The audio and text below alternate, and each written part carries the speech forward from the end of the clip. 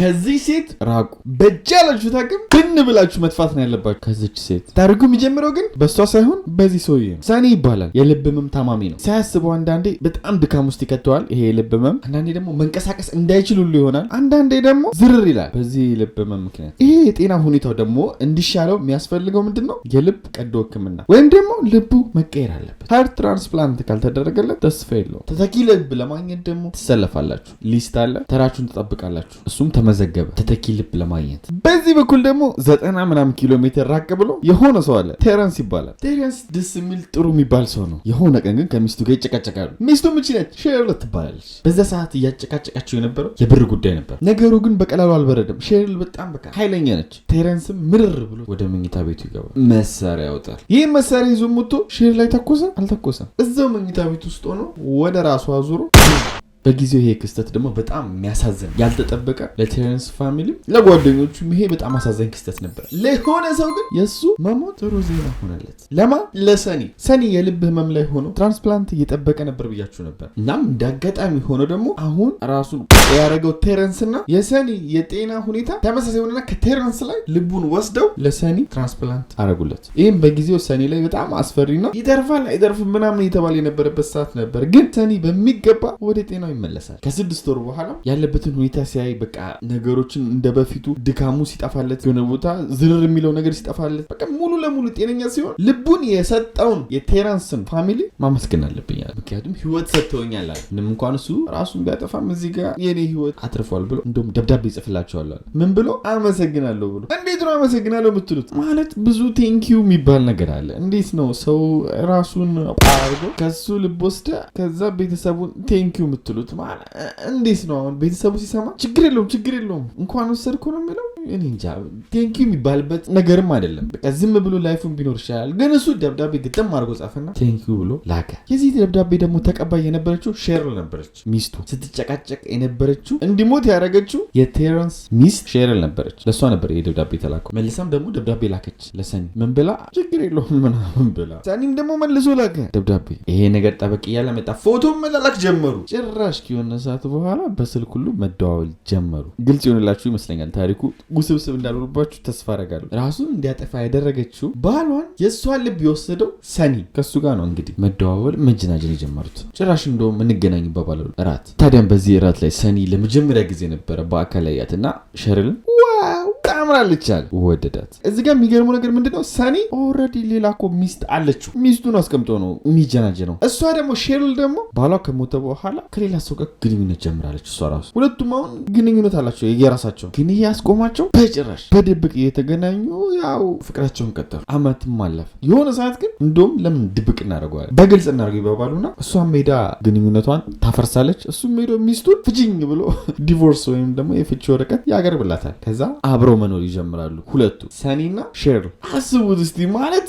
ባላችሁ እንዲሞት አድርጋችሁ የእሱ ልብ ተወስዶ የሆነ ሰው ላይ ተሰክቶ ከዛ እሱ እንዴት ማድረግ ምን አይነት እንዴት ለጭንቅላት ይከብዳል። ስፔሻሊ የመጀመሪያችሁን ያ የሞተውን ሰው የምትወዱ ከሆነ ይህ ሰውዬ የእሱን ልብ እየተጠቀመ እስከሆነ ድረስ ብዙ የምታስታውሱ ነገር ስላለ አብራችሁ መሆን አፈልጉም እንደኔ። እሷ ግን ተመችቷት ከሰኒ ጋር አብራ ሁሉ መኖር ጀምራለች። በጊዜውም ነገሮች አሪፍ ነበሩ። እንደ ሰኒ ሆናችሁ ስታስቡት የቴረንስ ልቡንም ሚስቱንም ወስዶ ተመችቶታል።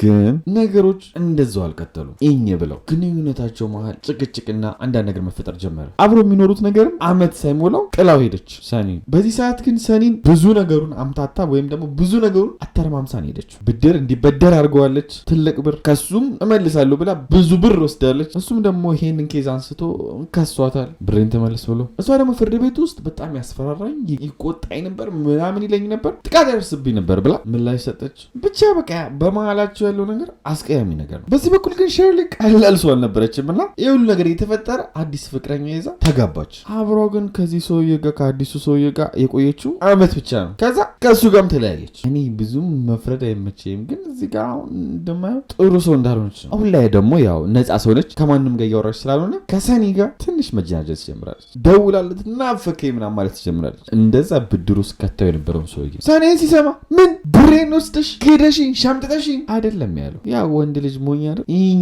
ብሎ ደስ አለው። እኔም ናፍቀሽኛል ብሎ መጀናጀን ጀመረ። እሱ ተገናኙ፣ ፍቅራቸው እንደባደስ ነገር ያደረጉ፣ አብሮ መኖር ጀመሩ። አመትም አለፈ። ሰኒ ለሷ ሁሉን ነገር መስጠት ነው የሚፈልገው። በጣም ነው የሚወዳት፣ በጣም ነው የሚያፈቅራት። ሸርሊ የሆነ ነገር ፈለገች፣ ሰኒ አቅርቦላታል። መኪና ግዛልኝ፣ ገዝቶላታል። ይሄ ለሷ ግን በዚህ በኩል ሲያደርግ ብድሩ እንደዛው ከፍ እያለና ማይከፍለው ብድር ውስጥ እየገባ ነው። ሳረጅ ይጠቀምበታል ያለው ብር ምናምን የለም። በቃ ሁሉን አሟጦ ነው ለሷ ያደረገላት። ይህን ሁኔታውን ያዩ ደግሞ የሰኒ ጓደኞች፣ ቤተሰቦች ምናምን ትንሽ ይመክሩታል። እንዲሁም ሰኒ ከሆነ ሰዓት በኋላ ጸባዩ ቀይር ብሏል። እያዩትም ያዝኑለታል። ሰኒ ሲጫወት ሲዝናና ደስ ብሎት አይቶት አያውቁ። ሰኒ ከዚህ በፊት በጣም ተጫዋች ደስተኛ የነበረ ሰው ነው። እንደዚህ አይነት ሰው ላይ ደግሞ ልዩነቱ ግልጽ ነው የምታዩት ነገር። በቃ እሱ ድብርተኛ ሆነ። ለብቻው ነው ጊዜ የሚያሳልፈው። ሲያዝን ነው የሚያዩት። ከሁሉም በላይ ደግሞ መጥፎ ነገሩ ለማንም ምንም አይልም። አንዳንዴ የራሳችሁ ሰው ካለ ነው ላይኖር ይችላል። አሁን ላይ ራስ ሰው ማግኘት ከባድ ነው በጣም። ግን ካለ ቤተሰባችሁ ምን ሊሆን ይችላል፣ ምን ብታወሩት መፍትሄ ሊፈጥር ይችላል፣ ብታወሩት ሊቀላችሁ ይችላል። እሱ ግን ለማንምም አላወራም። ይሄንን ነገር ያስታውቅበታል ችግር ውስጥ እንደሆነ የሆነ እንደደበረው ምናምን፣ ግን በዛው ሙድ ነው መቀጠል የፈለገው። እስካሁን ሼርልና ሰኒ አንድ ላይ ያሳለፉት ትንሽ አመታቶች ነው። 10 ዓመት ምናምን አካባቢ 7-8 ዓመት። ምክንያቱም አጠቃላይ ቴረንስ ከሞተ ያን ገብቶ ራሱን ካረገበት 13 ዓመት አልፏል። ሼርልና ሰኒ ደግሞ በመሃላቸው አንዳንድ ነገር ነበሩ፣ ግን አንድ ላይ ቢያንስ 7-8 ዓመት ኖረዋል። መጀመሪያ ላይ ታሪኩ ላይ ነገርኳችሁ ቴረንስ ራሱን ያጠፋውና ሼርሊ ሲጨቃጨቁ የነበረው በብር ነው ብያችሁ ነበር። አሁንም ከ13 ዓመት በኋላ ሰኒና ሼር በብር ይጨቃጨቃሉ። መጨረሻ እሱም ወደ መኝታ ቤቱ ይገባና መሳሪያ ያወጣና እንደ ቴረንስ ራሱ ያረጋል ማለት ነው። አንድ ሆነ። ልቡን ከቴረንስ ወስዶ ያን ቀን ከበሽታው ቢተርፍ፣ ግን ባሏ እንደዛ አማራ ራሱን እንዲጠፋ ያስደረገችውን ሼርሊን ከሷ መብላት አልቻለም። ከዚህ ሪቅ አንድ ጥሩ ነገር የምትማሩት ምንድነው? ዴት የምታረጉትን ሰው የምትቀርቡትን ሰው ስለ በፊቱ ማንነት ማወቅ በጣም መሰረታዊ ነገር ነው። አንዳንድ ሰው የበፊት ማንነቱ ተቀይሮ አዲስ ሰው ሊሆን ይችላል፣ ግን ማይቀየሩ ነገሮች አሉ። ራሱን ለመቀየር በጣም ከባድ ስለሆነ ማለት ነው አንድ ሰው እና ሰኒ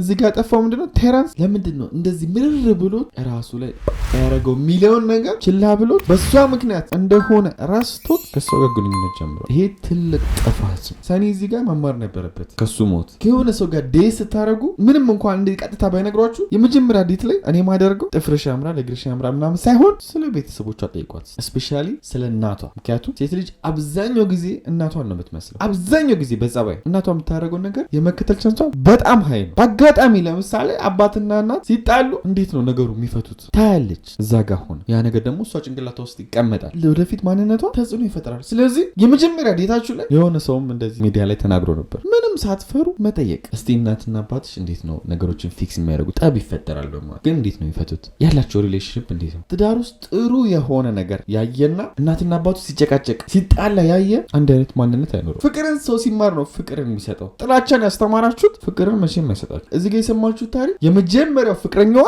እንደ ሞተው ነው ሁለተኛው ፍቅረኛዋ በተመሳሳይ መንገድ ራሱን ያጠፋ። ስለዚህ ይሄ ነገር ለእናንተ ምንድን ነው የሚያሳያችሁ? የአንድ ሰው በፊት ማንነቱ አስተዳደጉ በጣም ማተር እንደሚያደርግ። ይሄ ነገር ባይዘው ለሴት ብቻ ለወንዶችም ጭምር ነው። እስቲ ቀስ ብለሽ ጠይቂው እንዴት እንዳደገ አስተዳደጉ፣ ስለ እናትና ስለ አባቱ፣ ስለ ሪሌሽንሺፓቸው። አባትየው እናቱን ሲረግጥ ካየ አንቺንም ሊረግጥሽ ነው የሚፈልገው። አብዛኛው እንደዛ ነው የሚሆነው። አብዛኛው ይህ ማለት ሙሉ ለሙሉ አይደለም፣ ግን አብዛኛው እንደዚህ የመሆን ቻንሱ ሃይ ነው። አባቱ ደግሞ ለእናቱ ፍቅር ሲሰጣ ሲንከባከባ ካየ አንቺንም እንደዛው ትሪት ሊያደርግሽ ነው የሚፈልገው። ዴት ላይ ጥፍርሽ እግርሽ ያምራል ምናምን ከምትባባሉ ይሄን ነገር ብታውቁ ይሄ ሰው ይሆነኛል አይሆነኝም የሚለውን ትንሽ ትለዩበታላችሁ። ከ6 ወር ከ7 ወር ወይ ከዓመት በኋላ ትክክለኛ ማንነቱ ቦጭ ብሎ ከሚወጣ በእንደዚህ አይነት ነገሮች ማየት። የዛሬ እውነተኛ ታሪክ ይሄን ይመስላል። ላይክ እና ሰብስክራይብ ማድረግ እየረሳችሁ አትርሱ። ወዳችኋል። በቀጣይ እንገናኛለን። ባይ